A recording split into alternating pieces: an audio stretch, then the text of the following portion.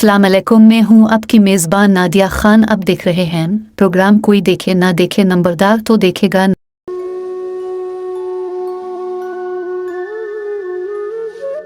हराम भी पीती जांदे हो, नमाज़ां भी नीती जांदे हो, हज भी कीती जांदे हो ते लहू भी पीती जांदे हो। दसो बुल्ले शाह नू सारे ए की कीती जांदे हो। उसनू कदे ना माही मिलिया जेड़ा दो घरां दा सांझा, इक्को पासा रख नी हीरे खेड़े रख यारां जा।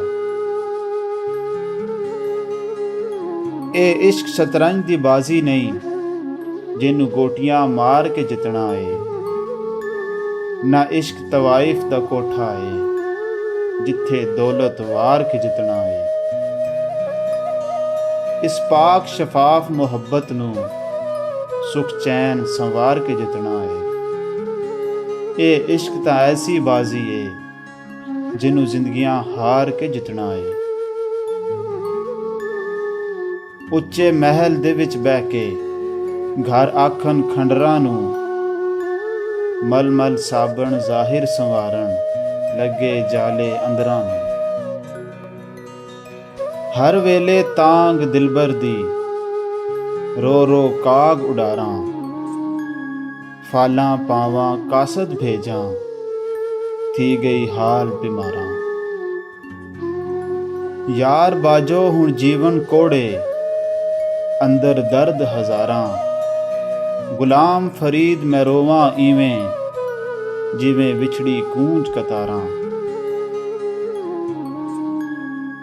ना मस्जिद विच ना मंदरां विच, ना फिरकियां भरियां समुंदरां विच, ना बस्ती विच ना खंडरां विच, रब रचाई खेड मन अंदरां विच। डुब गए प्यार परीतां पिछे, सदरां मोया रीतां पिछे, मेहंदी दे नाल हथ जख्माए बैन लुके ने गीतां पिछे। नाल नमाज़ां बख्शे नहीं जे गल मुकदी ए नीतां पिछे। एक फितरत ना बदली दुनिया दी, लोकी दुनिया बदलदे फिरदे ने।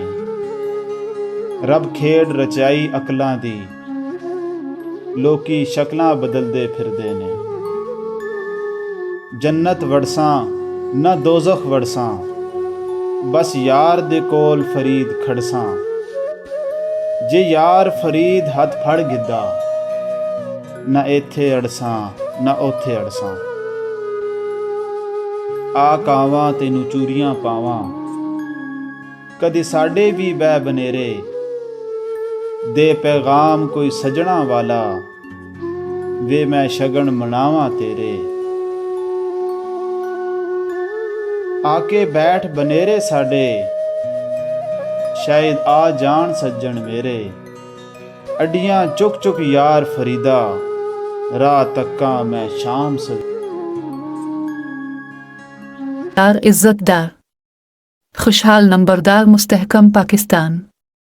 अपनी राय और तजावीज़ से आगाह करें। आपकी राय और तजावीज़ हमारे लिए इंतहाई अहमियत के हामिल हैं।